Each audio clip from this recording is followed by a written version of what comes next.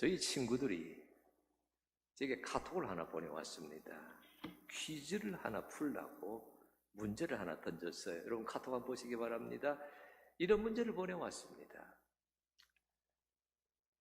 예, 화면 다 보세요. 성냥개비로 6 더하기 4는 4다. 불완전한 식이거든요. 6 더하기 4는 4다라고 하는 식을 만들어 놓고 물었어요. 성냥 한 개만 움직여서, 성냥개비 하나만 움직여서 식을 완성하세요. 이런 설명을 친절하게 덧붙였습니다.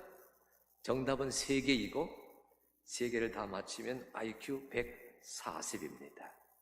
두뇌 훈련에 적절한 그런 퀴즈더라고요. 한번 보세요, 여러분. 네, 이 앞에는 안 보이지만 여러분 유튜브 화면 한번 보시면서 머리를 한번 굴려보시기 바랍니다. 성냥개비를 하나만 움직여서 정답 3개를 맞춰보시는 겁니다. 제가 2부 예배 하신 분들에게는 알려드리지 않았거든요. 3부 예배 하신 분들에게는 알려드리려고 그럽니다. 왜 좋아하지 않으세요? 6이라고 하는 성냥개비 있잖아요. 그 가운데 성냥을 움직여서 0으로 만들어 보십시오. 그럼 0 더하기 4는 4가 됩니다. 두 번째 것. 여러분 6 더하기 4에 성냥개비 더하기 성냥개비를 하나 빼서 6자에다가 꼽으면 무슨 자가 되죠? 8. 아니 2층에는 왜 대답이 없어요? 8 빼기 4는 4가 됩니다. 마지막 하나가 여기 IQ 140에 들어가는 겁니다. 뭘까요? 아, 예. 역시 우리 할렐루야 찬양대가 젊습니다. 6자에서 여러분 그 하나 빼면 5자가 돼요. 그래가지고 그거를 4에다가 여러분 맨 오른쪽 4 위에다가 올리면 9가 되지요. 그래서 5 더하기 4는 9가 됩니다. 여러분 이런 식의 수수께끼를 푸는데 탁월한 사람이 성경 안에 있습니다. 수수께끼를 푸는데 탁월한 사람, 꿈을 해몽하고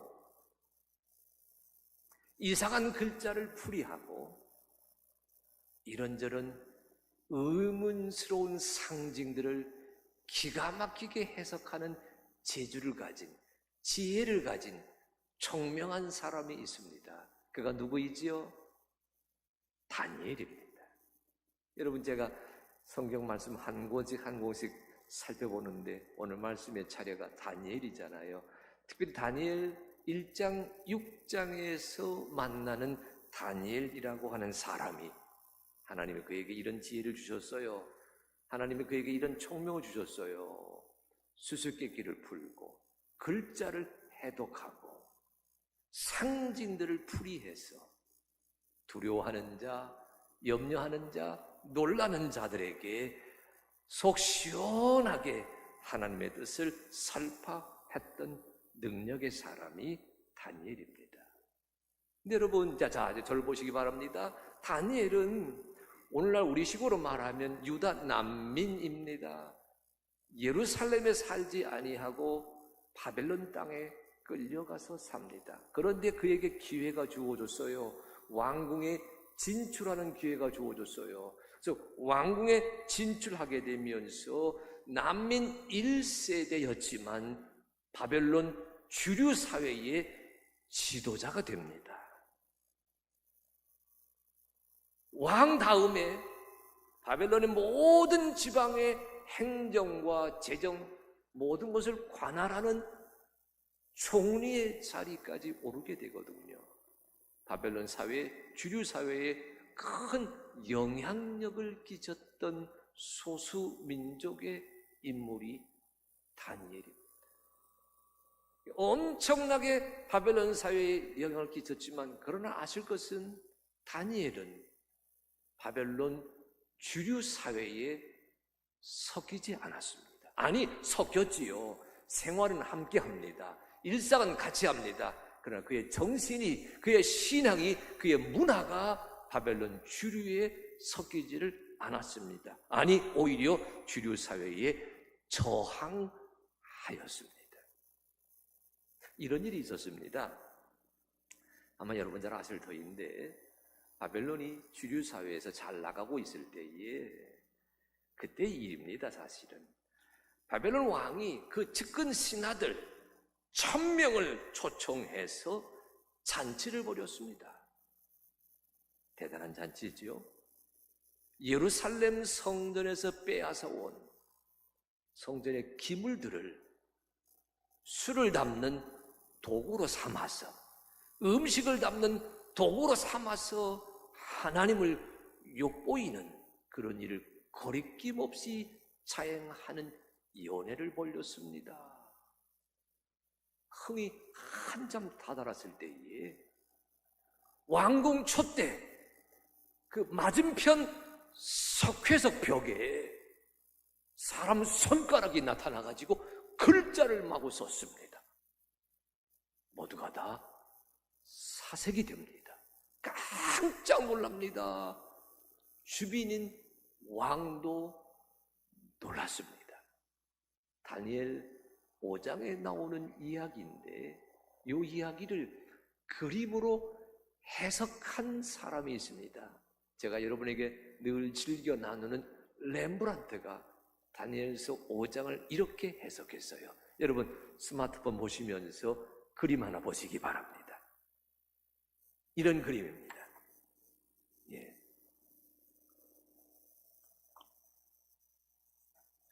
여러분, 중앙에 있는 인물이 왕입니다. 주변의 사람들이 다 벽을 쳐다보지요. 왕도 벽을 쳐다봅니다. 그런데 이 렘브란트가 무엇을 강조하고 있냐면요, 저 왕의 차림새를 보십시오. 여러분, 우선 고개를 돌렸는데 얼마나 놀랐는지 눈이 동그래졌습니다. 그뿐만 아니라 여러분, 고개를 휙 제쳐 돌리는 순간 머리 위에 쓰고 있던 두건이 삐뚤어졌어요. 아니, 왕관, 크라운이 삐딱해져 버렸습니다. 정신없는 모습이지요. 게다가 여러분, 저 왕이 걸치고 있는 차림새는요, 주변 사람들과 다르지 않습니까?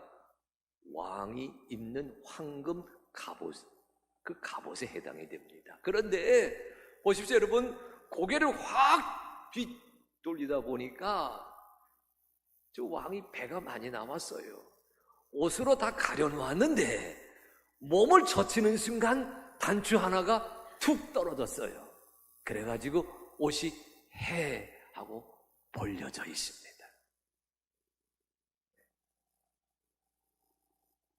바벨론 제국의 왕인데 그 체면이 말이 아닙니다. 무엇 때문에 놀랐어요? 무엇 때문에 단추가 떨어졌어요? 무엇 때문에 크라운이 떨어지려고 그래요? 무엇 때문에 두건이 삐뚤어졌어요? 벽에 글씨가 쓰여졌는데 그 글씨를 보는 순간 사색이 되었습니다. 혹 오늘 스마트폰을 가지고 오지 못해서 화면 보지 못하신 분들은 예배 드리신 다음에 댁에 가셔서 다시 이 동영상 다시 보기 하시면서 찾아보시기 바랍니다. 저 가운데 놀란 인물이 벨사살입니다. 왕의 이름이 벨사살이에요. 여러분, 저 그림에는 등장하지 아니하지만 숨어 있지만, 그러나 렘브란트가 드러내고 싶은 주인공이 한 사람 더 있습니다. 저 벽에 써있는 글씨를 해독하는 사람입니다. 여러분, 저 벽에 있는 글씨는 히브리어입니다. 히브리어는 가로로 써요. 오른쪽에서 왼쪽으로 씁니다. 근데 렘브란트가 그림으로 그려놓은 저 히브리어는 위에서 아래로 세로로 그려놓았어요. 그러다 보니까 히브리어 낱말이 암호가 되었습니다. 아무도 저 암호를 헤아리지 못했어요. 누가 이 암호를 해독할 수 있을까? 그럴 때 등장하게 되는 인물이 다니엘인데, 그 다니엘을 가리켜서 다니엘 5장 12절은 이렇게 말합니다. 다니엘 5장 12절입니다. 여러분 계속 화면 보세요. 왕이 벨드사살이라 이름하는 이 다니엘은 마음이 민첩하고 지식과 총명이 있어 능히 꿈을 해석하며 은밀한 말을 밝히며 의문을 풀 수 있었나이다. 이제 다니엘을 부르소서. 그리하시면 그가 그 해석을 알려드리리이다 하니라. 다니엘은 느부갓네살이 데리고 왔습니다. 벨사살은 느부갓네살의 아들입니다. 벨사살이 느부갓네살 없는 자리에서 잔치를 베풀었습니다. 손가락에 나타났습니다. 이상한 글씨를 보았습니다. 깜짝 놀랐습니다. 사색이 되었습니다. 어느 누구 하나가 문제를 해결하지 않고 있어요. 이 벨사살의 문제를 해결하기 위해서 누구를 데리고 오라고 말하느냐? 저 다니엘 5장 12절의 말씀은 왕비의 요청입니다. 누구를 데려다가 이 은밀한 글자를 해독하는 기회를 가지게 하라고 말하지요. 다니엘입니다. 그런데 여러분, 이 다니엘 5장 12절에서 다니엘을 소개하는 이름씨에 주목하셔야 됩니다. 다니엘을 누구라고 소개하지요? 벨드사살이라고 소개합니다. 벨드사살. 여러분이 조금 전에 보신 그 화면은 벨사살과 벨드사살의 대결입니다. 벨드사살은 나타나지 않습니다. 다만 벨드사살이 해독할 글씨만 벽에 써 있는 모양새이지요. 벨사살의 문제를 해결하기 위해서 왕비가 말합니다. 벨드사살이라 부르는 다니엘을 부르소서. 그가 해독할 것입니다. 벨드사살과 벨사살, 벨사살과 벨드사살. 여러분, 벨사살이라고 하는 이름씨는 바벨론 이름입니다. 바벨론의 신이 벨입니다. 여러분, 이 벨은요, 구약 성경에 많이 나오는 바알을 다른 용도로 표기했습니다. 이 바벨론의 신 벨, 그 벨이 여기 사살, 아짜르란 단어인데 벨이 뭐예요? 왕을 지켜준다 그런 뜻이에요. 그러니까 벨사살이라고 하는 그 이름 자체는 그 아카드어라 그러는데, 아람어라 그러는데 그들의 언어에서 보게 되면 바벨론의 신이 왕을 지켜줄 것이다 그런 의미가 되고, 벨드사살이란 말은 여러분 이게 애매한 단어입니다. 여러분 이 벨드사살이란 말을 여러분 여기 성경학자들은 여기 벨드사살의 벨드는 발라트에서 왔다고 얘기하거든요. 발라트 아짜르 이렇게 읽게 되게 되면 이 말은 무슨 뜻이냐? 왕을 지키라 그런 뜻이 돼요. 무슨 뜻이냐면 여러분 다니엘이 끌려갔거든요. 왕궁에서 왕을 섬기는 기회를 얻었어요. 다니엘을 발탁한 관리가 왕 앞에 다니엘을 내보내면서 다니엘의 이름을 바벨론식으로 개명해 주었습니다. 그러면서 그의 이름을 벨드사살이라 불렀거든요. 아마도 뭐예요? 왕을 지키는 자가 되어라 그런 의미로 이름을 바꾸어 준 것 같아요. 하지만 이런 뜻도 있습니다. 여러분 한번 따라하세요. 다니엘. 한번 따라하세요. 다니엘. 그게 이 엘이란 단어는 하나님입니다. 하나님이 다스리신다. 하나님이 재판하신다. 하나님이 시시비비를 가려주신다. 그게 다니엘이란 이름의 뜻입니다. 그러니까 다니엘 하게 되면 하나님의 사람입니다. 믿음의 사람입니다. 하나님 중심의 인물입니다. 그런데 벨드사살 하게 따라하십시오. 벨드사살. 이것을 발라트에서 온 말로 성경학자들의 이론을 따른다면 왕을 사수하라 그런 의미가 되지만, 그러나 달리 보게 되면 벨드사살은 벨이 들어가 있어요. 벨은 뭐예요? 바벨론 신이거든요. 그러니까 이렇게 읽을 수도 있습니다. 바벨론 신 벨의 총애를 받는 자가 되어라. 뭐 어찌 해석하든지 간에 여러분, 벨드사살이라 불리는 이 다니엘, 벨사살 왕 앞에 서서 벨사살의 문제를 해결해냅니다. 여러분, 이게 중요해요.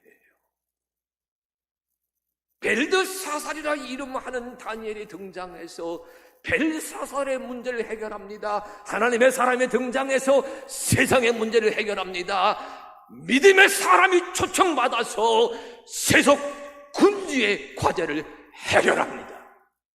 하나님 중심으로 사는 자가 부름받아서 세속의 문제를, 세속의 암호를, 세속의 수수께끼를 너끈하게 해결해냅니다.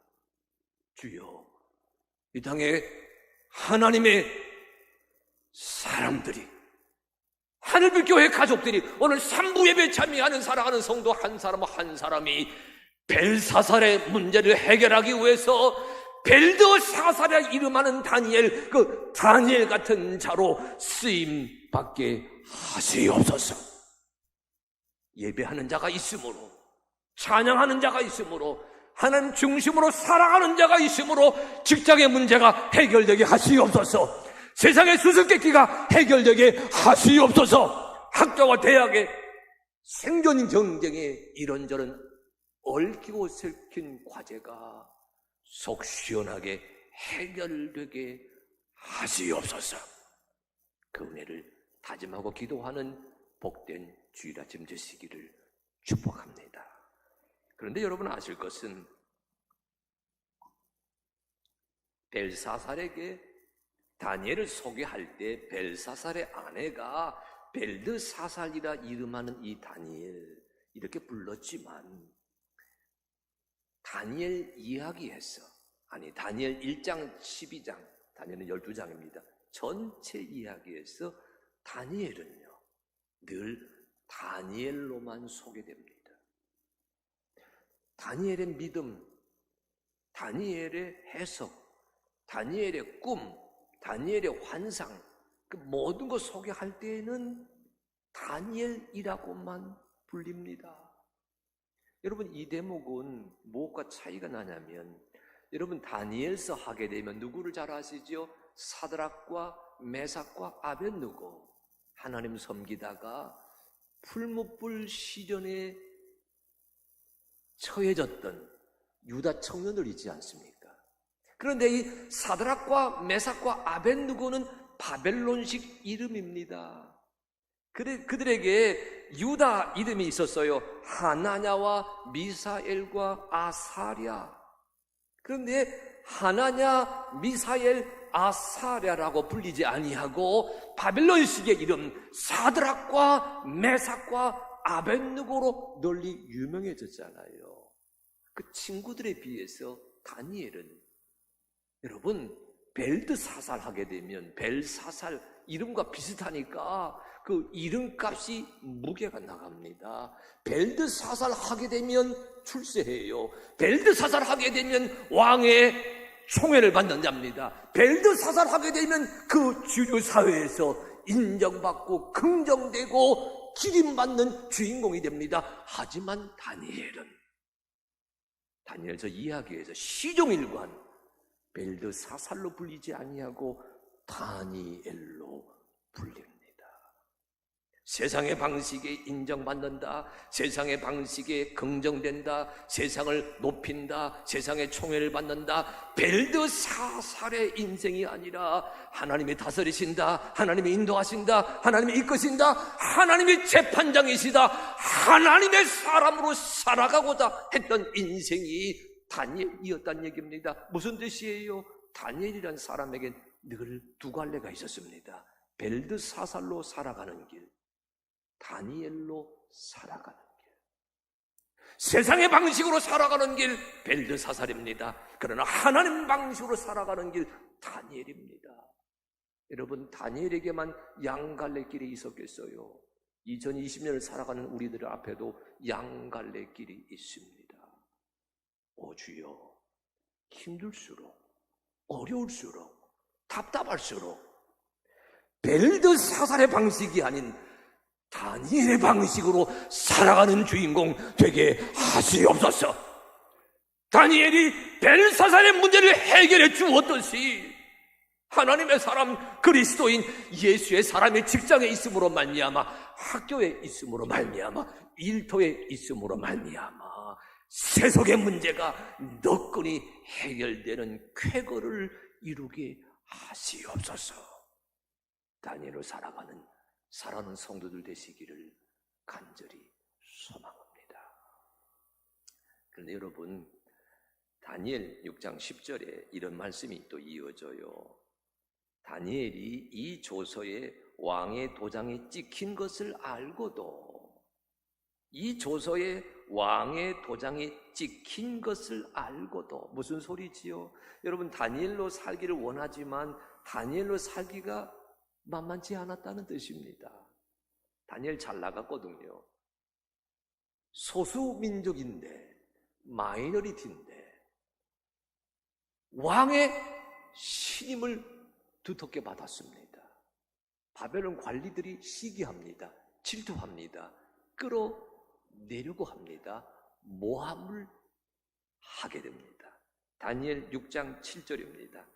나라의 모든 총리와 지사와 총독과 법관과 관원이 의논하고 왕에게 한 법률을 세우며 한 금령을 정할 것을 구하나이다. 왕이여, 그것은 곧 이제부터 30일 동안에 누구든지 왕 외에 어떤 신에게나 사람에게 무엇을 구하면 사자굴에 던져 넣기로 한 것이니이다. 다니엘을 살펴보는데 흠잡을 데가 없어요.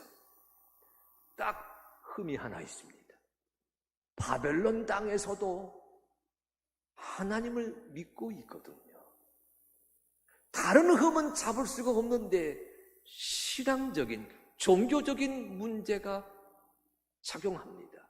그래서 나라의 총리와 지사와 총독과 법관과 관한, 한 나라를 다스리는 모든 지도자들이 다 하나로 나서서 다니엘을 이렇게 끌어내립니다. 법을 하나 제정해요. 지금부터 30일 동안 왕 외에 다른 신에게나 다른 왕에게 절하는 자가 있으면 누구든지 사자굴에 쳐 넣을 것이다. 법을 제정한 다음에 그것을 왕에게 가지고 가서 도장을 찍게 합니다. 왕이 사인했어요.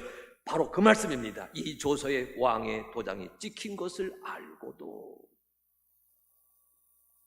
꼼짝없이 당하게 생겼습니다. 사자굴에 빠지게 되었습니다. 여러분, 하나님의 사람으로 살아가지만 하나님의 사람으로 살아가다가 위기를 만날 때가 있다고 하는 지적입니다. 여러분 주목하세요. 신실하지 않게 살다가 위기 당한 것 아닙니다. 신실하게 살아가다가 위기를 만났어요. 다니엘이 이때 어떻게 했지요? 어떻게 처세했지요? 다니엘 6장 10절입니다. 이렇게 되어 있어요. 다니엘은 왕의 도장이 찍힌 것을 알았습니다. 그 다음 뭐라 그랬어요? 자기 집에 돌아가서는 윗방에 올라가 예루살렘으로 향한 창문을 열고, 예루살렘을 향한 창문을 열고. 여러분, 저는 이 구절이 굉장히 은혜가 되더라고요. 시련 앞에 섰습니다. 위기 앞에 섰습니다. 공포 앞에 섰습니다. 몸이 당하게 될 두려운 현실이 눈앞에 펼쳐집니다. 그런 찰나에 어떻게 했어요? 윗방으로 올라갔어. 자기 집 윗방으로 올라갔어. 예루살렘으로 향한 창문을 열어 젖혔습니다. 여러분, 이 예루살렘으로 향한 창문을 열어 젖혔다. 무슨 뜻일까요? 시편 84편 5절 6절을 읽어보게 되면 이런 뜻이 됩니다. 주께 힘을 얻고 그 마음에 시온의 대로가 있는 자는 복이 있나이다. 그들이 눈물 골짜기로 지나갈 때에 그곳에 많은 샘이 있을 것이며 이른 비가 복을 채워주나이다. 보세요. 주께 힘을 얻고 그 마음에 시온의 대로가 있는 자는 복이 있나이다. 지금 다니엘이 예루살렘으로 가는 창문을 열어줬어요. 뭘 의미합니까? 그 마음에 하나님의 성전, 교회, 하나님이 계시는 그 시온으로 향한 대로가 마음에 뚫렸다고 하는 그런 지적입니다. 오 주여, 몸이 처한 현실이 사자굴이라고 여겨지는 자리인데 하나님의 사람 다니엘이 마음의 고향 영혼의 고향, 믿음의 고향, 하나님의 성전을 향해서 문을 열어젖혔을 때 그 마음속에 시온의 대로, 하나님의 나라의 도로, 은혜의 도로가 펼쳐지게 되었듯이 이 시대를 살아가는 우리 하늘빛 가족들, 오늘 3부 예배 드리는 하늘빛 가족들에게도 몸을 이겨가기 위해서, 현실을 극복하기 위해서, 위기를 타파하기 위해서 그의 마음과 그의 영혼과 그의 정신 속에 하나님의 나라, 예수님의 나라, 평강의 나라에 도달하는 대로가 뚫려지게 하여 주시옵소서. 힘들 때에, 힘들수록 여러분 교회를 바라보십시다. 십자가를 바라보십시다. 주의 말씀을 바라보십시다. 답답할수록 주님의 성전을 찾아보면서 그의 마음에 하나님과 소통하는 그런 은혜를 얻어 가게 되기를 축복합니다. 이런 일이 있었어요. 제 얘기가 되어서 좀 죄송스럽긴 합니다만 그래도 말씀과 잘 맥이 닿아서 제 얘기를 드립니다. 2016년 7월 달입니다. 7월 2일부터 7월 7일 한 주간 동안 세계 성서학 대회를 연세대학교 캠퍼스에서 가졌습니다. 아시아에서는 10년 전에 있었던, 10몇 년 전에 있었던 싱가포르에 의해서 두 번째로 열리는 대회였는데 그 대회를 유치했던 그리고 조직했던, 준비했던 준비위원장이 누구였을까요? 설교를 제대로 듣는 사람들입니다. 저였습니다. 사진 하나 보여주실래요? 예. 여러분, 미국, 영국, 캐나다, 독일, 호주, 뉴질랜드, 이스라엘, 남아프리카, 인도, 인도네시아, 일본, 중국, 홍콩, 세계 각국에서 600명의 성서학자들이 모였습니다. 그 자리에서 제가 준비위원장이었기 때문에 아이고 적어도 나가는 모양이네. 말씀을 전했거든요. 네. 제가 저때 이런 말을 했어요. 성서학적으로 산다고 하는 것은 이 시대에 성경학적으로 산다는 것은 무엇을 의미할까? 벽을 쌓는 사람이 아니라 다리를 놓는 사람이 되자. 그 얘기했어요. 성경 말씀을 가르치고 연구하는 학자들이라면 성경을 지식으로만 아는 것이 아니라 삶에서, 생활에서 주의 말씀처럼 다리를 놓는 사람이 되자. 모였던 회중들은 굉장히 제 스피치가 좋았다고 반응했습니다. 오늘 여러분처럼 썰렁하게 대답하지 않았어요. 제가 준비위원장 돼가지고 그날 수요일에, 그 주간 수요일에 코리안 디아스포라 한국인 학자들을 초청했어요. 한국인 학자 한 70명이 왔거든요. 미국과 캐나다와 일본과 독일에서 왔습니다. 다 현지에서 가르치는 학자들이, 젊은 친구들입니다. 20대, 30대 젊은 친구들, 1.5세, 2세지요. 70명 가운데 우리말에 서투른 사람이 대부분이었습니다. 제가 준비위원장으로 바베큐를 준비해가지고 정성껏 대접하면서 그들의 이야기를 들었어요. 한결같이 정체성 문제로 고민하더라고요. 서구 사회가 기독교를 벗어나려고 하는데 그런 문화 속에서 성경을 가르친다고 하는 게 얼마나 어려운지 얘기했습니다. 게다가 미국과 캐나다, 독일에서는 여러분 보십시오. 이게 다 뭐예요? 백인 사회인데 소수인으로 강단에 쓴다고 하는 것이 얼마나 외로운 것인지를 얘기하더라고요. 그날 저녁 모든 순서가 끝나갈 때에 제가 그들에게 이렇게 충고했습니다. 세계 어디에 살든지 어느 곳에 있든지 대한민국을 바라보면서 연구하고 가르치십시다. 대한민국을 향한 창문을 열어젖혀서 우리의 수고와 헌신으로 대한민국 사회가 업그레이드 되고 대한민국의 교회가 새롭게 세워지게 되고 어디에서 무엇을 가르치든지 한국 교회를 향한 마음을 가지고 한국 교회를 향한 창문을 열어젖히고 한국 교회를 세워가는 성경학자, 성서학자들이 되시기를 바랍니다. 그럴 때 우리 젊은 사람들이 얼마나 감동했는지 모릅니다. 다니엘이 예루살렘을 향한 창문을 열었습니다. 사람 만나지 않았어요. 사람 붙들고 하소연하지 않았습니다. 세상 방식으로 문의하지 않았어요. 하늘 아버지를 향한 창문을 열어치고 하나님에게 들어서는 신앙의 열정을 이끌어갔습니다. 그 대목이 다니엘 6장 10절에서는 이렇게 되어 있어요.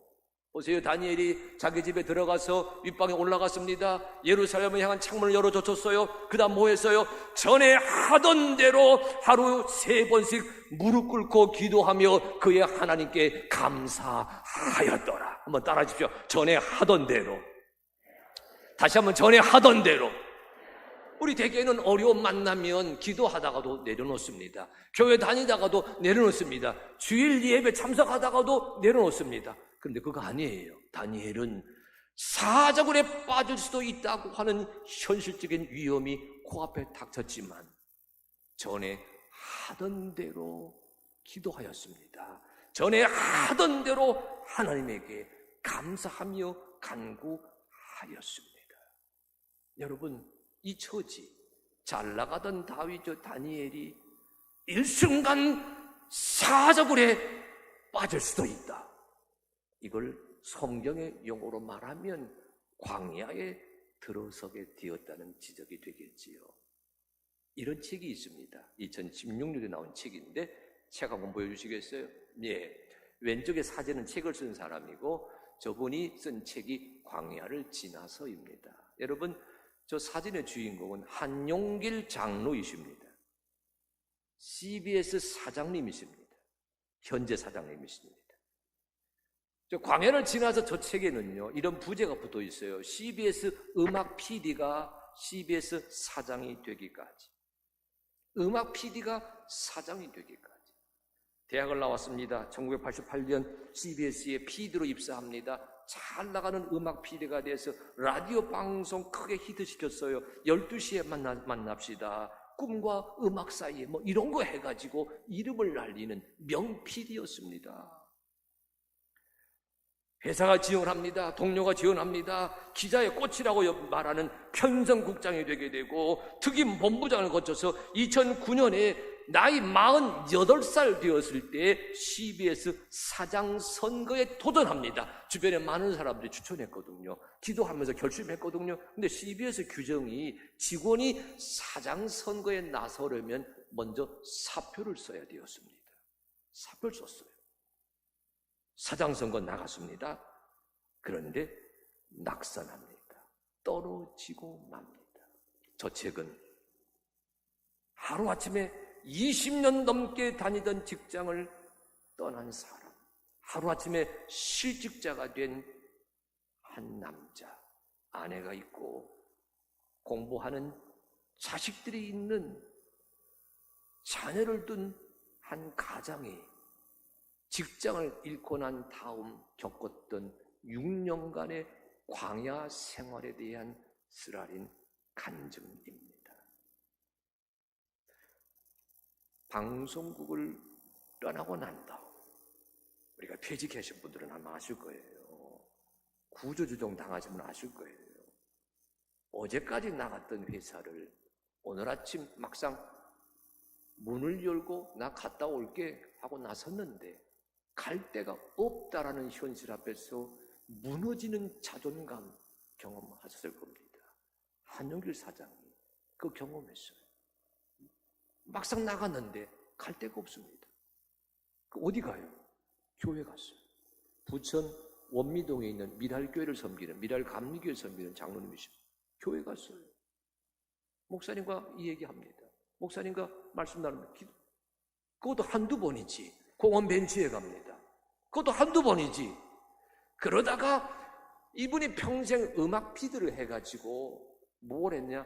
공연 기획사를 차렸어요.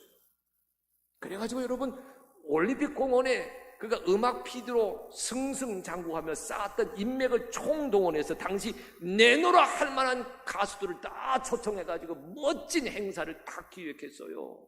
근데 그때 뭐예요? 신종 플루 바이러스가 돌면서 공연이 취소가 되었습니다.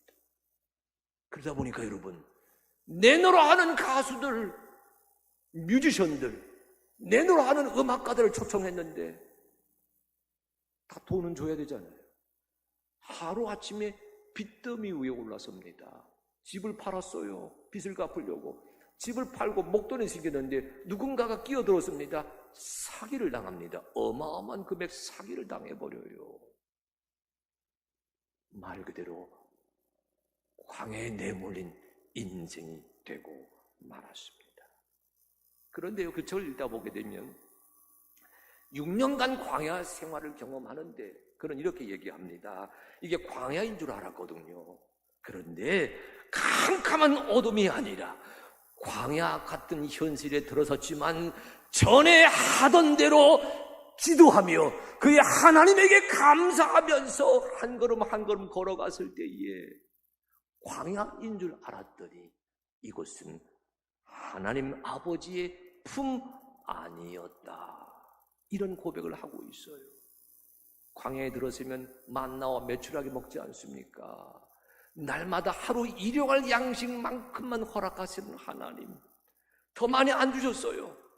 날마다 딱 그만큼만 양식을 허락하시는 하나님, 좀 많이 주세요. 많이 주지 않았습니다. 그런데 그의 고백입니다. 이 광야에서 만나 메추라기 일용할 양식을 먹고 하나님의 은혜를 누리게 되면서 광야는 광야가 아니라 하나님의 품 아니었다. 광야를 지나고 나서 저가 하는 고백입니다. 그곳은 주님의 품 아니었다. 여러분, 전에 하던 대로 기도하십시다. 전에 하던 대로 하나님께 감사하십시다. 삶이 힘듭니다. 환경이 어렵습니다. 코로나19 언제까지 갈 줄 모릅니다. 그러나 주여, 전에 하던 대로 하나님의 교회를 향해서 무릎 꿇고 기도하는 자 되게 하소서. 감사하고 감사하고 감사하면서 인생살이의 주어가 바뀌게 하시옵소서. 전에 하던 대로 기도해 보십시오. 전에 하던 대로 감사해 보십시오. 내 삶의 주여는 하나님이시고 나는 그 하나님의 솜씨를 드러내는 조연이라고 하는 것을 깨닫게 됩니다. 전에 하던 대로 감사하며 기도하며 살아가게 될 때 하나님의 주연, 나는 조연, 하나님을 드러내는 멋진 아들, 딸이 되어서 날마다 순간마다 수수께끼 같은 인생살이를 다니엘처럼 헤쳐가게 되는 감격을 누릴 줄로 믿습니다. 오늘 3부 예배한 한 사람 한 사람에게 오 주님, 이런 은혜가 쏟아지게 하시옵소서. 그러니 다짐합니다. 따라하십시오. 하나님은 주연, 저는, 아니 입만 따라하지 말고 손도 따라서 하세요. 하나님은 주연, 저는 조연입니다. 아멘. 다시 합니다. 하나님은 주연, 저는 조연입니다. 아멘. 이 은혜가 우리 가운데 넘치게 되시기를 성부, 성자, 성령 삼일째 하나님의 이름으로 축복합니다.